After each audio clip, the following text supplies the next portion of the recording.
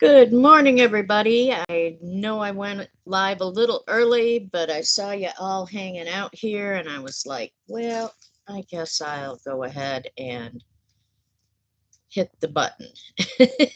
So, how is everybody this morning?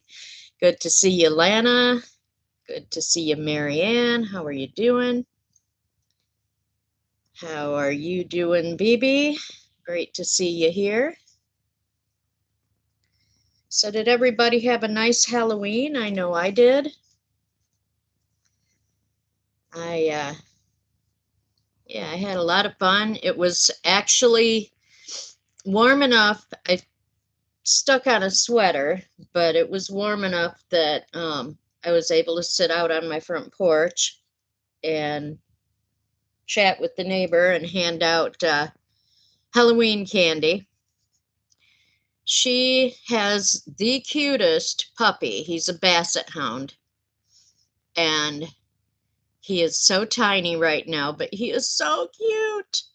Um, yeah, it was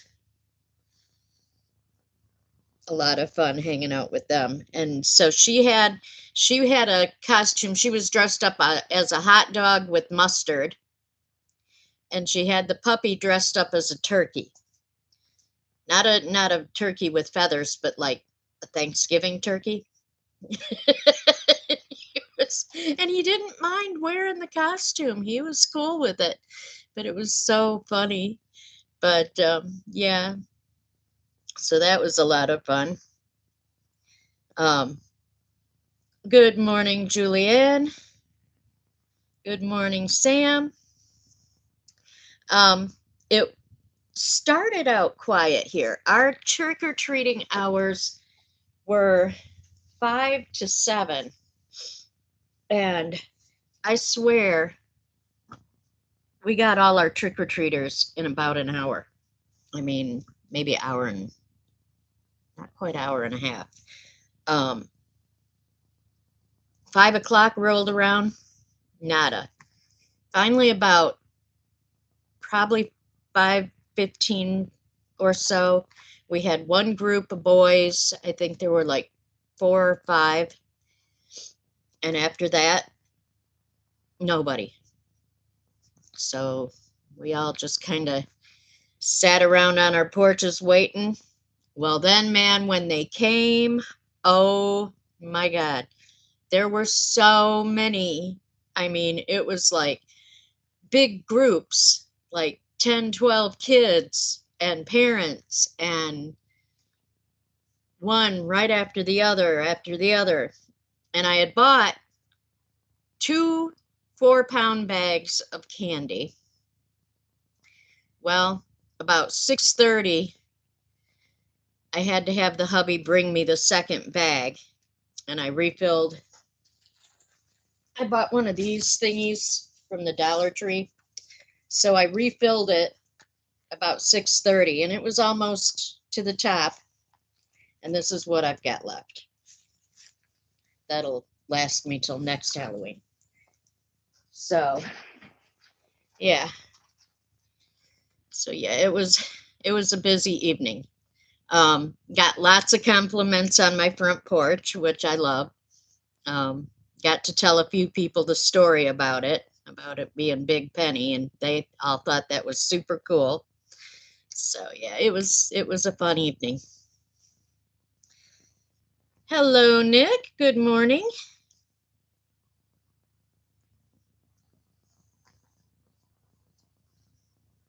Good morning, Mandy. Nice to see you.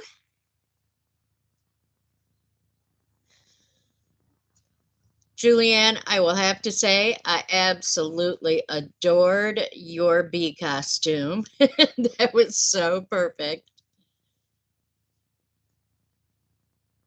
I think my neighbor dressed up as a bee for work because when she came home yesterday, she had the little antenna things on.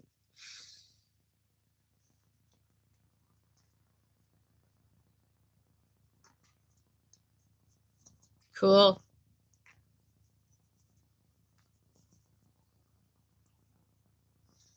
Um, No, I hadn't had a chance to check that out yet, Nick, but I will. Now that you mentioned it, I will definitely check it out.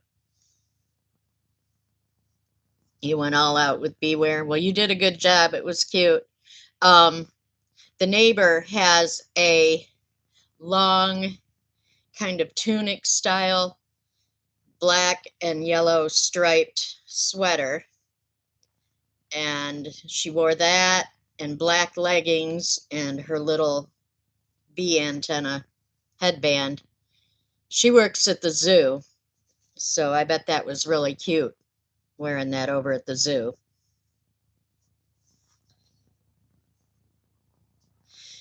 Marianne, it's on,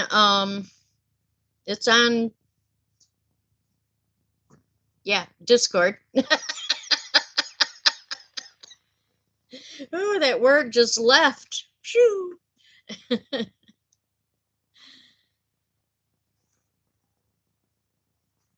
Don't snow on your crochet. Okay.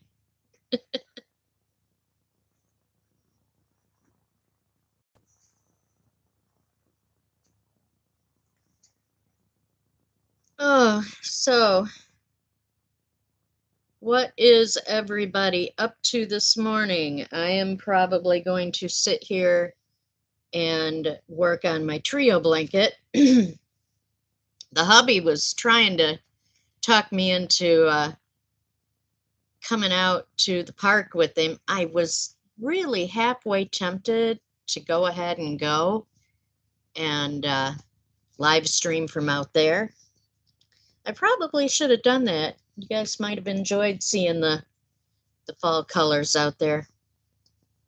But yeah, our neighborhood is really getting beautiful. Um, oh, well, that's nice. Nice to have an early payday. My early payday was my dad surprising me for my birthday. Oh, that that was nice to have to go buy dinner yesterday. I went and bought Chinese food and a cheesecake. So, um, yeah, I talked to him. In fact, it was kind of funny. He called me um, almost as soon as my live ended yesterday. So, um, I sat and chatted with him for an hour or so, and that was nice. I always enjoy talking with him.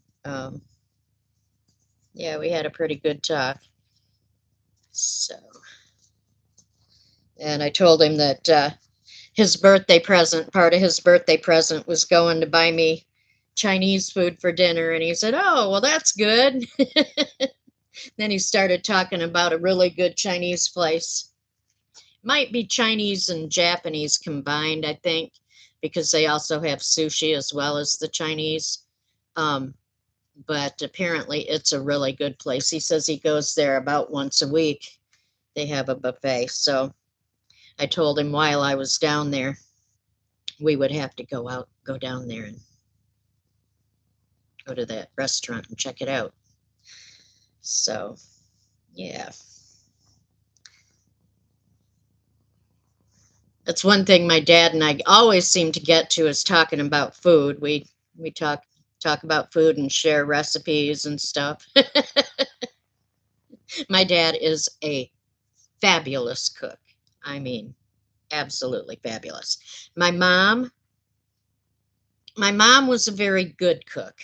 Um, and she was raised on a farm, so she grew up cooking all the hearty, stick to your ribs stuff that you would feed the farm workers.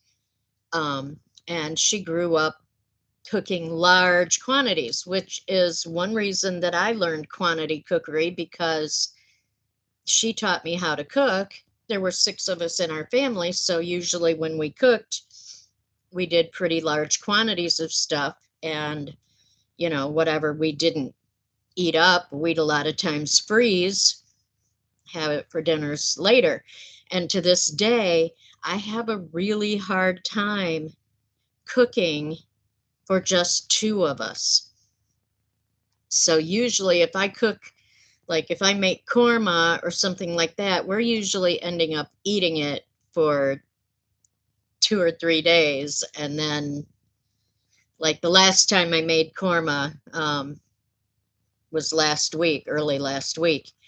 I ended up freezing a big container of it to have somewhere down the road. But yeah, I have a really hard time just cooking for two. Um, it's a good thing in a way, because what happens is we'll eat for dinner and then my hubby packs his lunch for the next day. And then sometimes there'll still be leftovers that he'll eat when he gets home after work. So, and his lunch is actually more like breakfast, because he goes to work at 5 in the morning. So their lunch break is fairly early in the day. So, yeah, so by the time he gets out of work, it's more or less lunchtime. So he'll come home and have his lunch. Good morning, Melissa. Good to see you. Good morning, Lisa. Thank you. You know, I'm celebrating my birthday all weekend, so it doesn't have to, you don't have to consider it a belated birthday. My brother messaged me yesterday, and he and my other brother are going to come down tomorrow, and we are going to head up to Michigan to a neat little restaurant for, I think they have a Sunday brunch. So we're going to go up there for the brunch. That's his birthday present to me. And I may talk him into stopping off at my favorite park on the lake on the way home, and maybe pick up some rocks. If there are any. That park has been a little weird this last summer. The beach was covered with a lot more sand than normal. The lake was doing weird things, but now that we've had a couple of gales, we might have rocks, and then we might not. We might not have anything on the beach at this point. Who knows?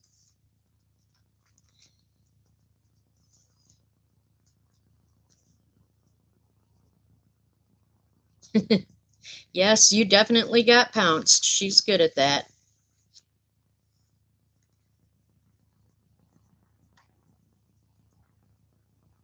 What rocks do I find there? Well, one thing, the beach is very granite heavy. So a lot of the rocks are granite, but you can find the occasional Petoskey stone. I have found geodes. And one thing that area is really well known for is something called a lightning stone. And I'm not really sure what the host rock is. It may be a type of sandstone that's gone a little further in its progression and gotten harder. But they're usually a very deep brown. And then what happens is they'll crack. Now, I'm saying what happens. This all happened like millions of years ago. They've cracked, and then quartz fills in the cracks and kind of heals it.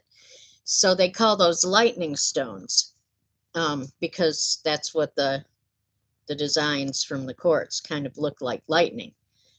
So that area is very well known for the lightning stones. So I do like picking some of those up. Occasionally, I will find, well, I have found like two since I've been going there. What's called a pudding stone. And that a pudding stone is a type of it's a quartzite host rock, and then it has chunks of jasper, kind of red and white and black in it. It's beautiful, beautiful stone if you find one. The west side of the state is not real well known for finding those, but occasionally we get lucky and one will show up. Another thing that we find quite often is some fossilized corals, because at one time Michigan used to be covered, well, this whole part of the country used to be covered with a somewhat shallow sea, and there were crinoids. Crinoids actually still exist today, but crinoids are also called sea lilies because that's kind of what they look like. They look like a plant, but they are actually an animal.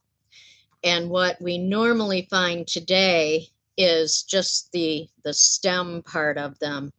And they look, a lot of people call them Indian beads because that's kind of what the stem looks like. They have little, they're round and they have little joints in them, and those joints will break apart. And you can actually use them as beads. I've strung many a necklace with them. So good morning, Amber. Baby, no. If I find some nice stones like what I'm talking about, I would not paint them. Now I do find a lot of black basalt up there, and those I do pick up and bring home for painting. If I can find some really nice flat pieces that aren't too thick, relatively round or oval, those are what I like to use to paint on. So, yep. In fact, the last time I was at the lake, I found the most absolutely beautiful piece of basalt. It's about this big around, and it's almost perfectly circular, and about, maybe an inch thick. So yeah, I've got to do some kind of painting on that one, because it's a beautiful rock for that. So Julianne, is Lizzie around?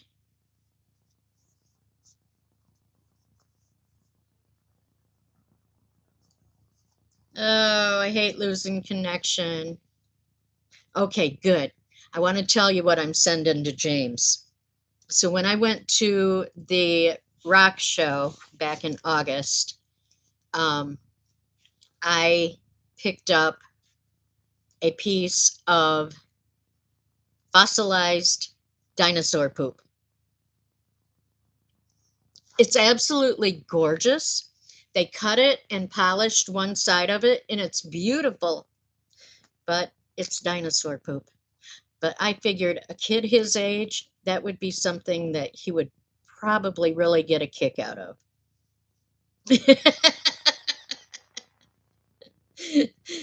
I mean, teenage, preteen humor. Yeah. And him being a boy, that would, yeah. Yep, dino poo.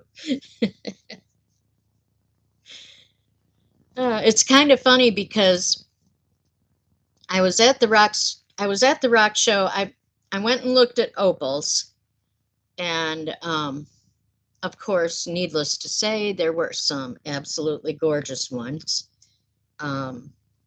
both the Australian and Ethiopian variety. I'm kind of fond of Australian opals. I have worked with Ethiopian opals, and you have to be really careful with them. But I have managed to cut some really pretty Ethiopian opals. In fact, the very first Ethiopian opal I ever cut, I was so lucky. It was honey colored, then it had all the play of color, the different rainbow colors in it, but it also had a honeycomb sort of design in it. And that was pretty cool because that's kind of on the rare side. Um, yeah, it's interesting because Ethiopian opals are actually created volcanically. So they're more on the order of a volcanic glass, kind of like obsidian. Whereas Australian opals are usually where a void will open up in the earth or in a fossil or in a tree limb, fossilized tree limb or something like that. A void will open up and silica rich water will fill that void and harden, and that's what um, gives us the colors of the opal. So so being that Ethiopian opal is glass, more or less, it's a little harder to work with because, well, Australian opal will crack if you get it too hot too, but Ethiopian opal is really prone to breaking, so you have to be super careful with it.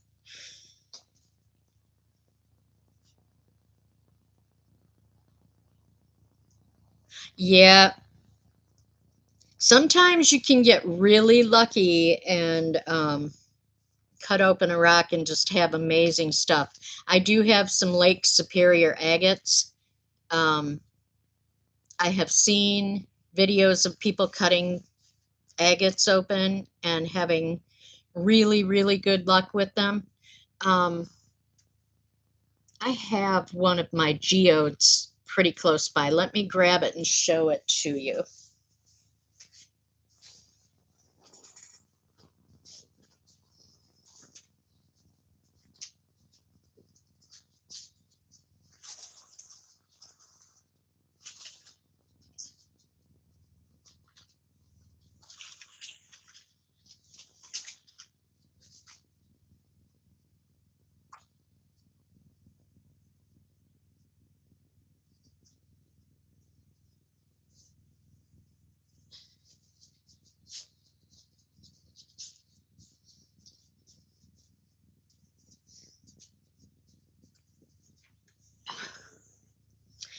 So this is a geode that I found.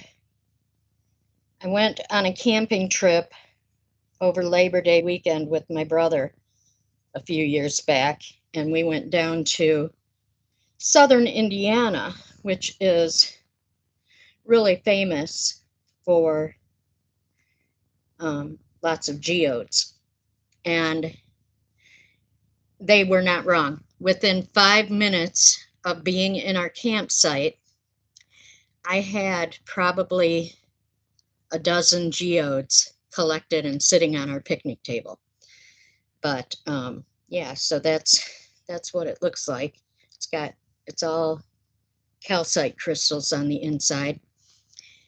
And so when you're hunting geodes, if they're whole, now this one I brought home and I cut, but if they're whole, you pick them up and you shake them. If they rattle, that will let you know that that's going to be hollow on the inside and have crystals, because usually what's rattling is crystals that have broken loose from the inside of the geode, and they're moving around. So yeah. Helix, yes, this one is pretty. This is not the prettiest one I've got, but yeah, this is a pretty one. I've got one that I am very sure is the head, what they call the calyx of a crinoid, and so it's kind of round and then goes down and kind of has a little shape at the bottom where the stem of the crinoid would have attached. I will never cut that one. I'm just going to leave that one alone. What I did do with one of my smaller geodes, my neighbor really fell in love with it, with the geodes. And so I took about a 1/4 inch thick slab off of one of my smaller ones, and polished it on both sides, and then put a groove around the outside so that I could run a wire around it, and made a bail, and so that she could put it on a chain. And she just loved it. You'd have thought I gave her a diamond. Good morning, Grammy Rita. Nice to see you. Hello, Helix. Thanks for stopping in. Good morning, Magic Frog. Yes, so Helix, do you have a rock saw or a tile saw?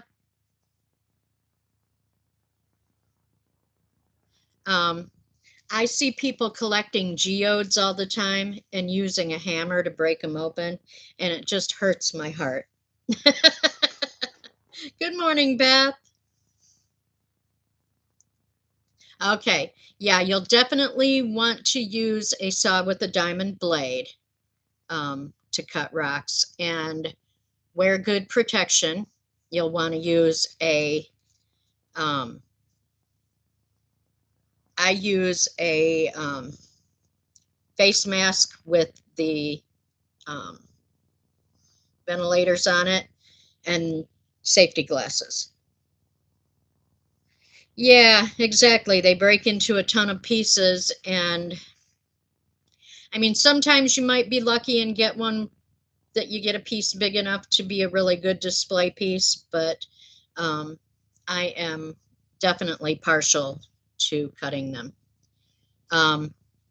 Here lately, I've been kind of getting a little itchy to get back downstairs and get my rock area cleaned up and set up, and get to working on some rocks. I have probably real close to 20 pounds of Mexican fire agate down there that I started learning how to carve fire agate several years back, and it's a very, very labor intensive hobby, I should guess you could say, because it takes a lot of hours to carve a fire agate to where it really looks nice, because you kind of want to try and follow the natural bubble formations in it, and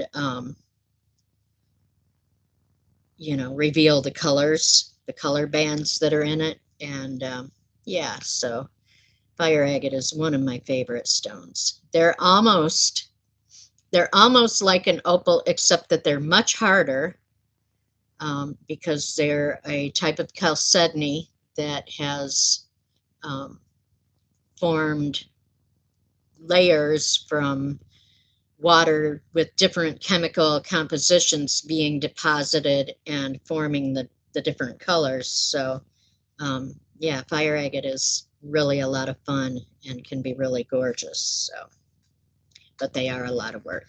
You can put 40, 60 hours into one stone real easily and not even realize it. I used to get downstairs working on fire agate, and before I knew it, it would be 1 in the morning, and my husband would be saying, "Aren't you going to bed?"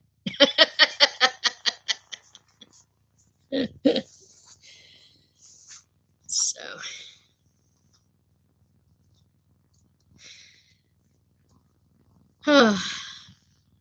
so yeah, that's hopefully I'll get to the lake tomorrow. Probably definitely the last time for the season. Being that it's November, I doubt that I'll get up there again before the snow flies. I've never been up there in the early part of the winter. I have been up there at the end of the winter when all the snow was melting off. But yeah, so hopefully there will be stones this time when I go. Maybe these storms that we've had will have washed out the sand and brought the rocky beach back. When I went there back early in the spring, and I just couldn't believe it when I walked out there and saw hardly any rocks at all, except What's kind of funny is the way that the lake will wash them up. The really big rocks get washed all the way up to the very top of the beach. And then as it goes down closer to the water, they get smaller and smaller and smaller. So when I went this morning, when I went in the spring, all you could see was the great big rocks way up at the top of the beach. So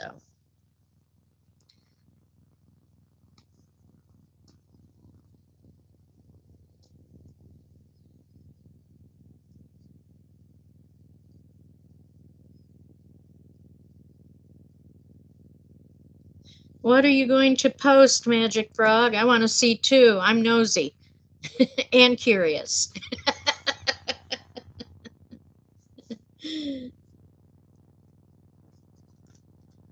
Ah, yeah, I want to see what Lexi sent you. Lexi, here pretty soon you'll need to be watching your mailbox. You'll be having something coming your way real soon, I hope.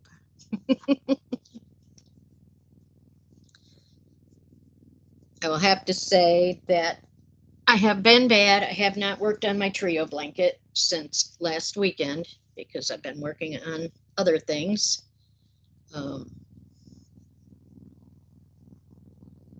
Yeah, that is so true, Julianne. I was really glad when I had to open the second bag of candy because I did not want to have a whole 4-pound bag of candy laying around the house. I mean, I don't eat it that often, but just knowing that it's there and I can get to it, yeah, that's not good.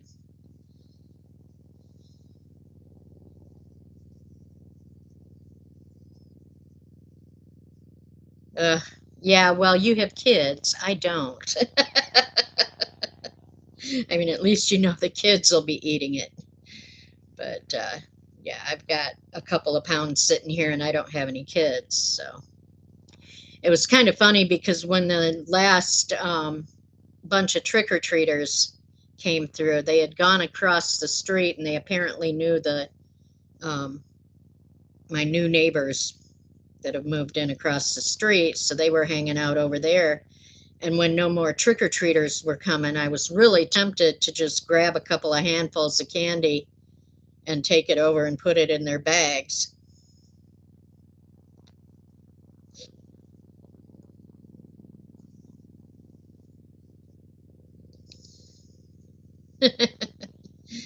Yeah.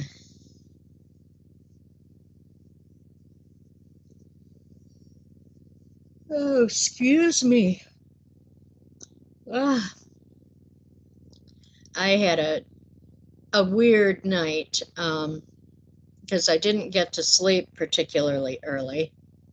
And I thought I was going to, and I didn't. And then the hubby woke up at 4:30 this morning.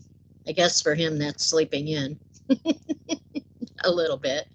Um, but yeah, he woke up at 4:30 and was out banging around in the kitchen and woke me up. So I was up from 4:30 and then I finally fell back to sleep around 7:30. And then about 8, I woke up again and got up and stayed up that time and got a bowl of cereal and had that. But then I was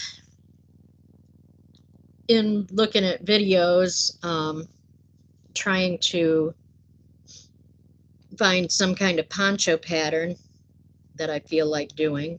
And I may do something like that one that you sent me, Lana. That's kind of a neat poncho design. But I kind of started getting sleepy again while I was looking at trying to scroll through videos, and I was like, nope, nope, nope, I gotta get up, get moving. So I got up and got ready to go live, and that's why I went live a little early today, because I was sitting there trying to fall asleep and didn't want to.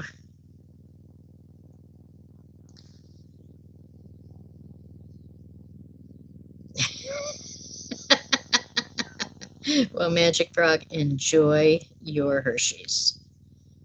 I've got a mixture over here. It's got Snickers, Milky Way, peanut M&Ms, Skittles, Starburst. So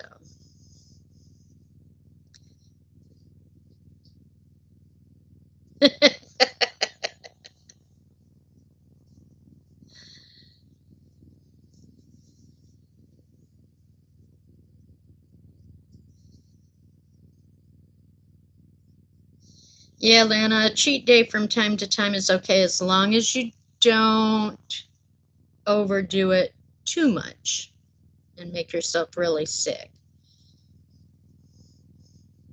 My hubby ate 2 pieces of cheesecake this morning. What I did, I bought one of those variety pack cheesecakes, so it's got all the different flavors. And I just had a regular cheesecake with the strawberry gel on top last night, and I don't know what he ate, but no telling. 2 pieces, 2 pieces.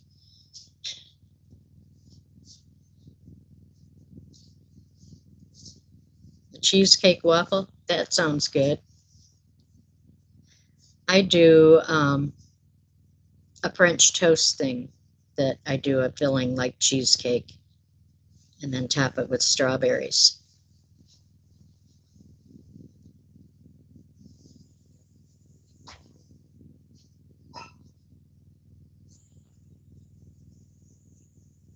Sounds like the hubby and the dog are home.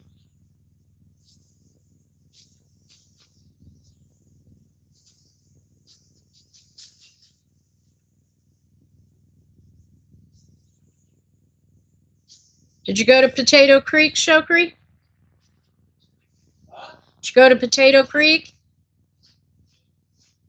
How's the fall colors out there?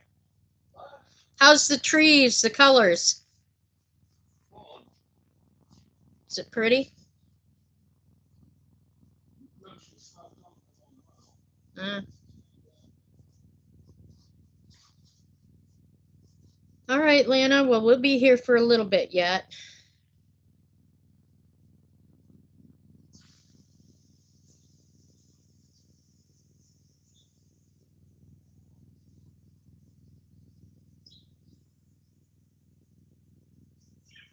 Smash cakes.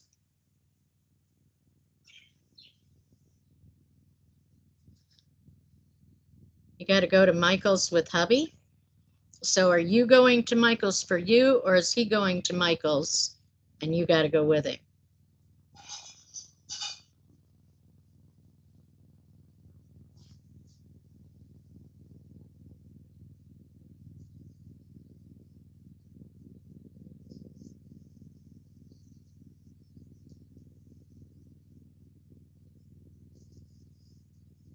So in other words, Amber, all the colors.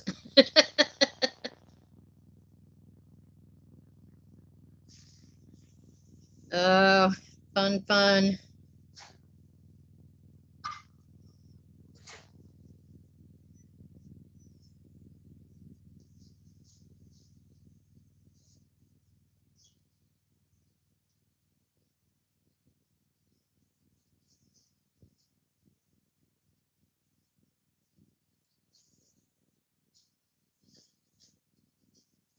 That sounds like fun, Julianne. I haven't been in, well, I went to Hobby Lobby the other day, but um, I basically bought what I needed and got out of there. Of course, it wasn't the 30% off yarn week, so I looked at yarn, but I didn't buy any.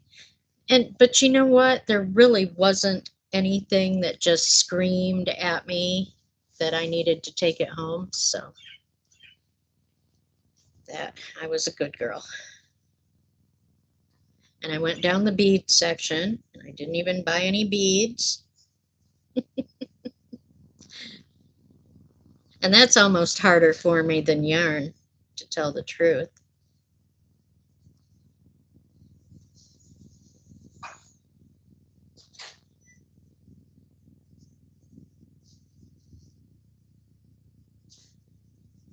This blanket is getting big enough that it's almost hard to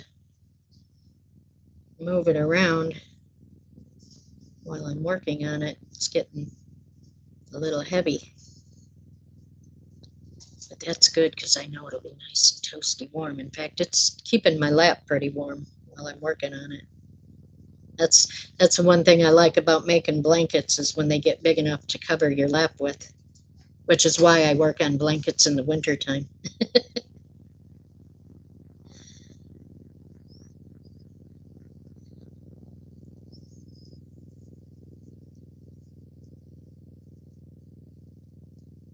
Yeah, beads are very hard to not give in and pick up. When I lived in Illinois, there was a bead shop not too far away from me that it was fantastic. I mean, it was a big shop, and every single wall of the shop was covered with strands of beads, and then they had tables all over the entire room that was just covered with cases of different kinds of beads. If there was a certain kind of bead you needed, you could probably find it there. I mean, it was amazing.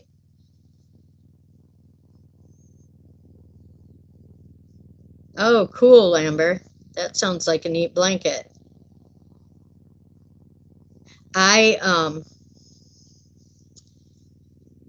when I made my first trio blanket, I had made the first one intending it to go home with my sister, and she decided she didn't really like it that well. Why I went ahead and made her another blanket, I don't know.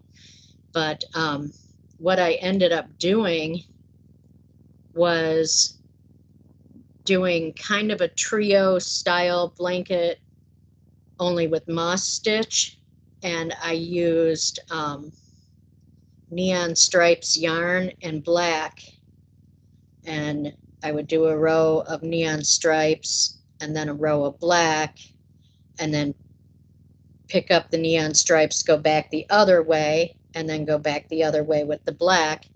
That made a neat blanket. She still hasn't taken it back to Scotland with her.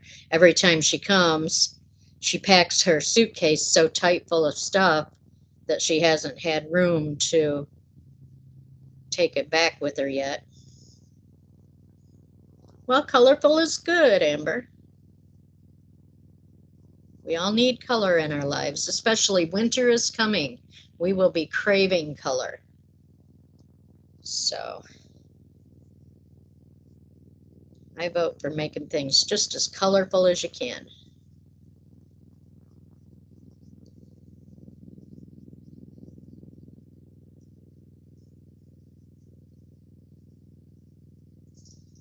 Did you all check out my post with my, well, I had it on for a minute yesterday, my spiral Tunisian jacket that I made? I put a post of it if you didn't see me yesterday with it on. There's a post on my channel with a picture of the front and back of it. that was a project.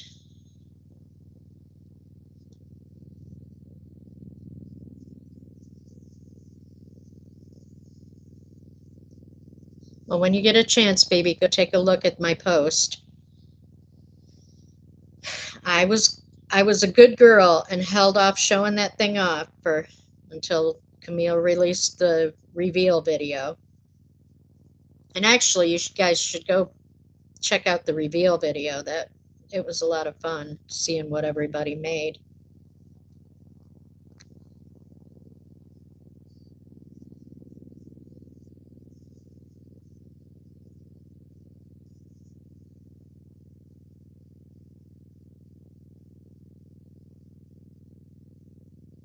All right, Julianne, well, take care. Have a good drive and be safe, like Magic Frog says. Oh, thank you. That was a mandala cake. Well, it was several mandala cakes. I think I ended up using 4.5 mandala cakes. And it was Mandala Baby. And what was the colorway? I couldn't tell you. I can't remember. It's one that they don't make anymore, which when I started out, how many of us participated? Helix, do you remember? You know, Linda, Camille, Lori, Nick, Pink, Opal,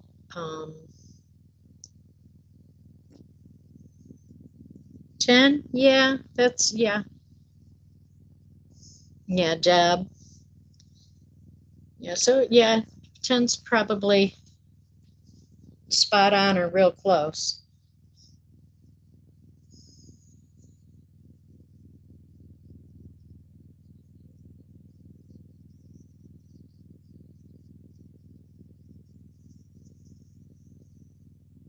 Oh, that's okay, Helix. You don't have to.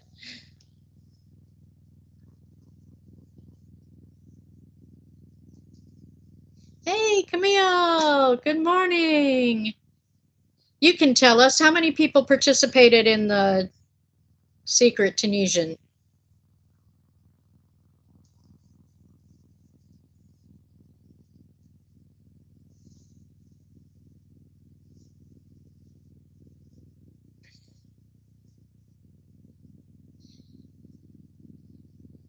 Eight, including Camille. Okay.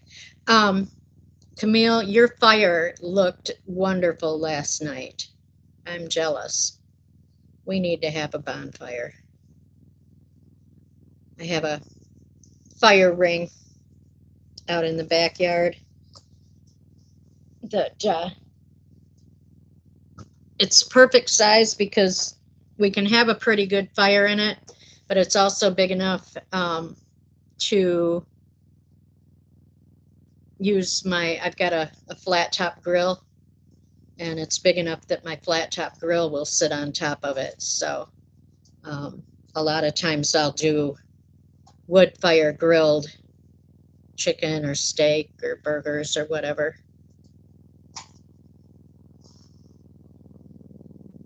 Wow, cool. Yeah, it wasn't warm enough here to be sitting outside for 4 hours. I got a little chilled just sitting out passing out Halloween candy. And I was dressed fairly warm.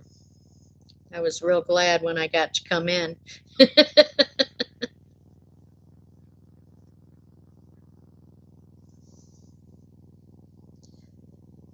Good morning.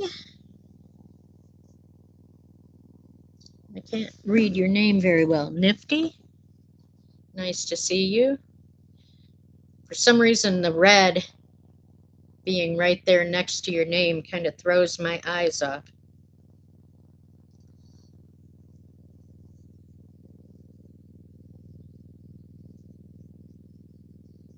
Well, there's nothing wrong with smelling like fire. I kind of like the way wood smoke smells.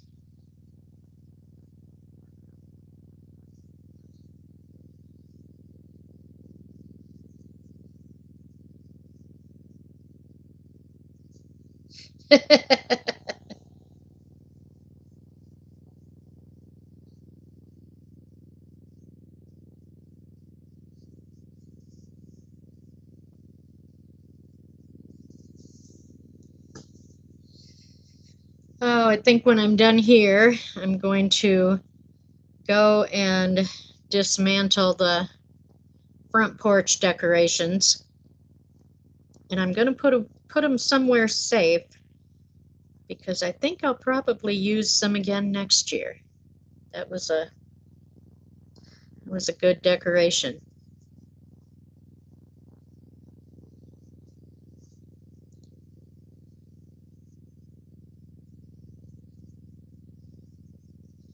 A lot of people in my neighborhood have fire rings in their backyards. Um, Seems like a lot of folks like to have a little fire.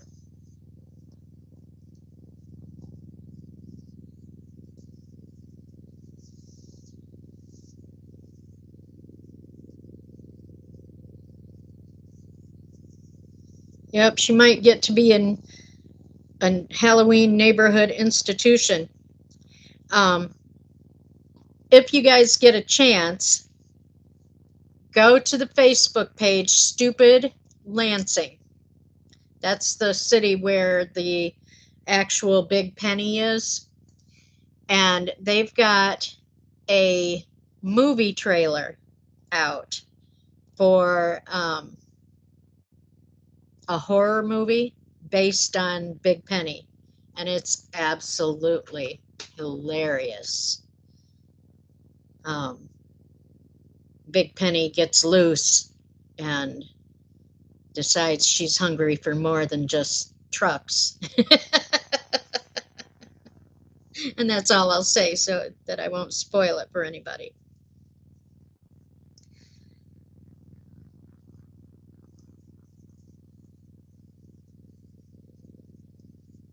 What am I working on? My trio blanket, and I froze there for a minute. Yeah, working on the trio blanket. It's getting big.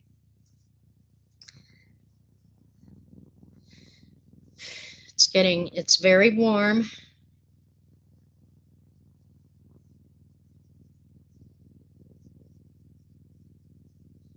Yeah, I think I'm going to go dismantle the porch, and then I'm going to go see if the hubby is planning to go anywhere else, because I'm going to go get this stuff chopped. I'm ready for it. I don't know why I'm going to cut it off when winter's coming, but I am. I'm ready to go get my hair cut.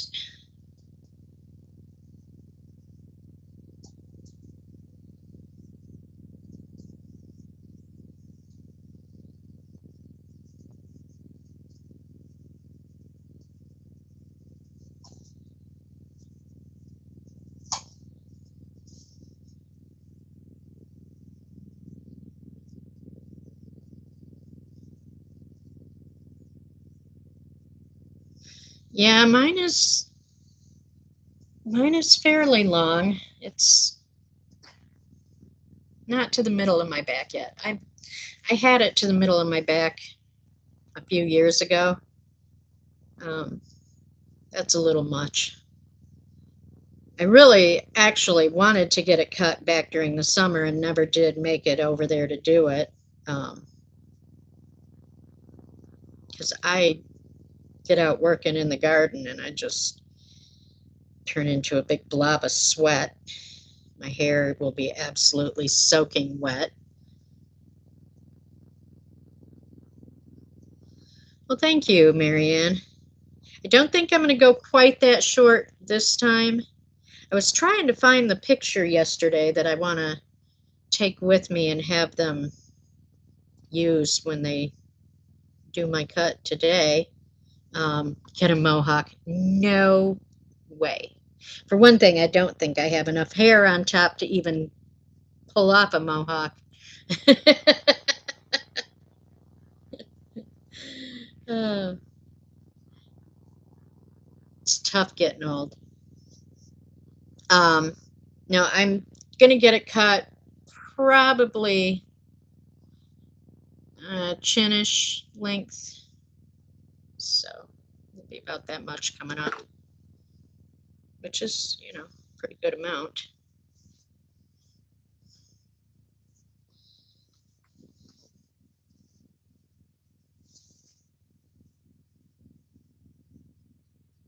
Thank you. I hope so.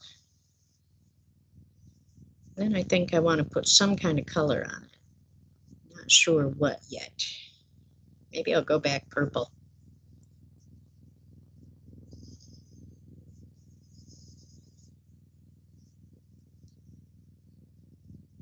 Yeah, well, and thinning hair is the least of my problems. It's the achy knees that really bother me. Last night, I was trying to fall asleep, and I don't think I drank enough yesterday, and my right leg, my right calf was trying to pull a Charlie horse. Electric blue. That's an idea. I haven't done blue in a really, really long time. In fact, the only time that I did blue was back when I was probably 17, when punk rock was really the thing, and we were all getting the crazy punk rock haircuts, and I did my hair electric blue. And I had the coolest haircut.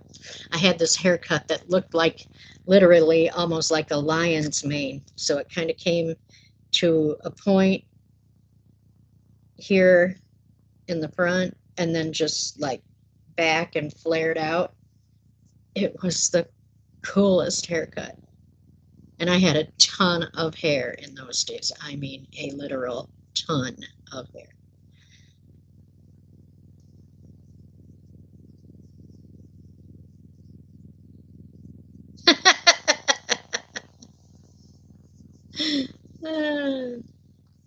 You should try it, Camille. Get the overtone stuff that Lori likes. I use overtone as well. And the reason I was thinking about going purple is I've got purple overtone. I've actually also got red overtone. And I don't mean like red as in what the orangey color that most red hair is. It is literal fire engine red. But what I normally do is mix it with my purple a little bit, because the purple that I've got tends to go too blue. So I mix some red into it to kind of give it it's more of a wine color purple then. And I like that better.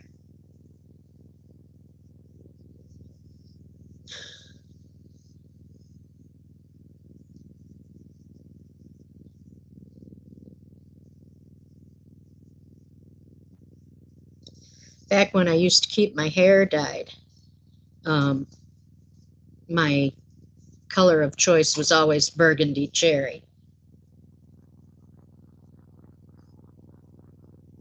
Although when my son was little, I would go kind of a strawberry blonde because that's the color his hair was. And so I kind of would get somewhat close to his hair color. He had the most gorgeous hair when he was a kid. He had that strawberry blonde hair, and then when he would get out in the sun, he would get absolutely white streaks in it, and it was so pretty. Women would have killed to have what he had naturally. Now that he's older, his hair has darkened up a lot, So it's more of a deep auburn. Black, I have done black a couple of times in my life. Um, Not my first choice of color.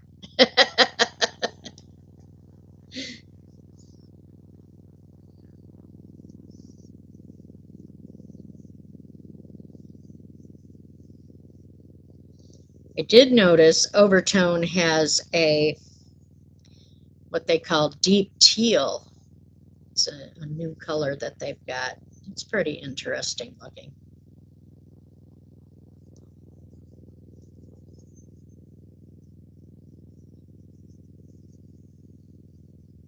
Well, you guys have talked me into it. Once I get this crap cut up, I will do some purple on it. Ooh, 60 degrees is still a little chilly, Marianne. I I didn't turn on my heat until about the 23rd of October, and the house had gotten down to 63. And when my hubby got home from work that day, I said, I'm turning on the heat. It's 63 in here and I'm freezing. He's, go ahead. Because a couple of nights before, we had been discussing that it was getting so cold, and he's like, don't turn on the heat yet.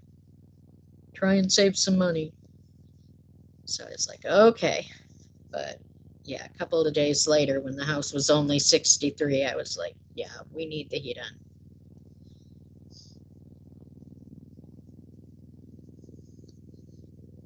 Nice thing is, though, our house is well insulated enough that um, our heater does not have to run that often.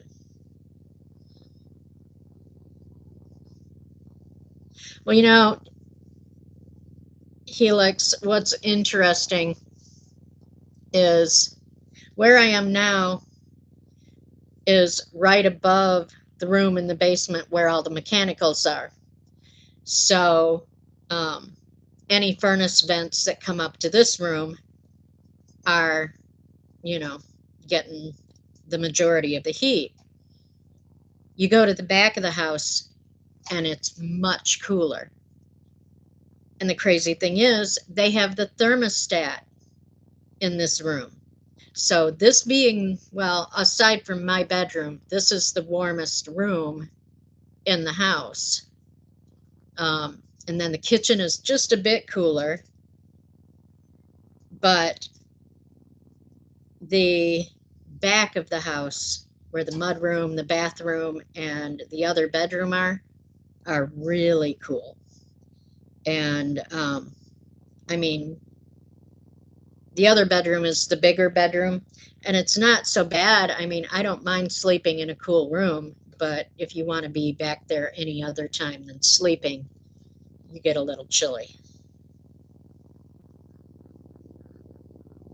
And the floor is built on a cement slab, and that floor really gets cold.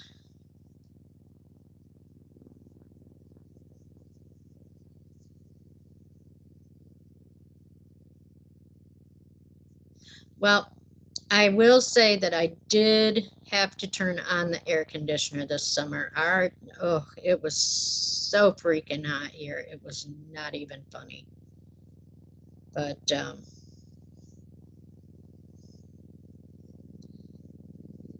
I don't turn my AC down real cold. Um,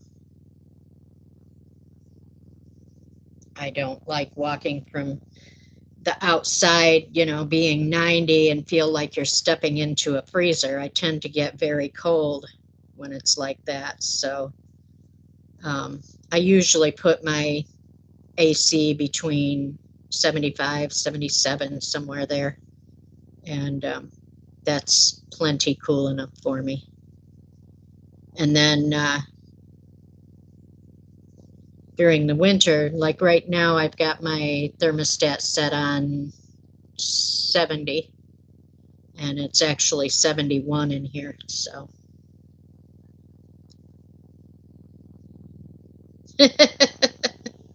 yeah, but you run hot. I don't. I mean, I'm warmer now that I've gone through menopause.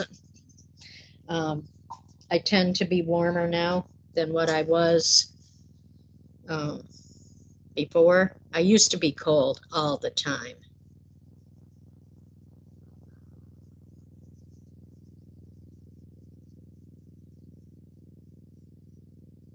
And I'm one of those people, if my feet get cold, it's all over. If my feet get cold, I'm freezing.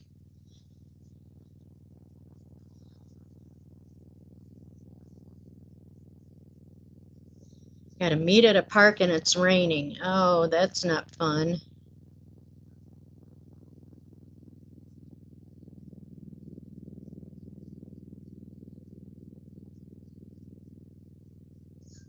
Yeah, hopefully there's a covered picnic area that you can meet up in.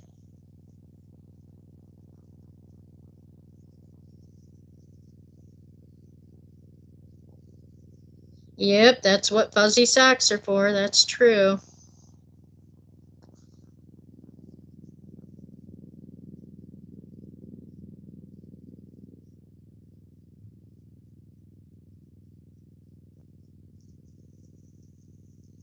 You guys, I wish I could have gotten the a picture of the next door neighbor's puppy last night. He's just so flippin' cute. His ears are so long. She was telling me that sometimes he'll get running and he'll step on one of his ears and then he'll end up doing like a somersault. I can just imagine it.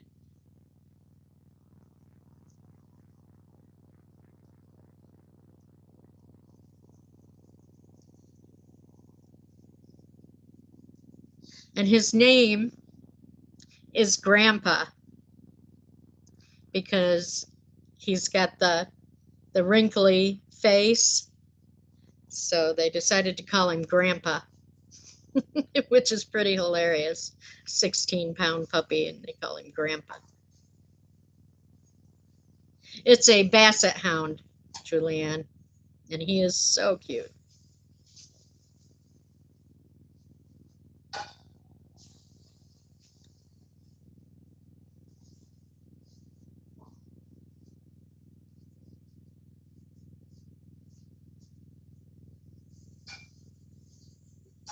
Yeah, yeah, definitely.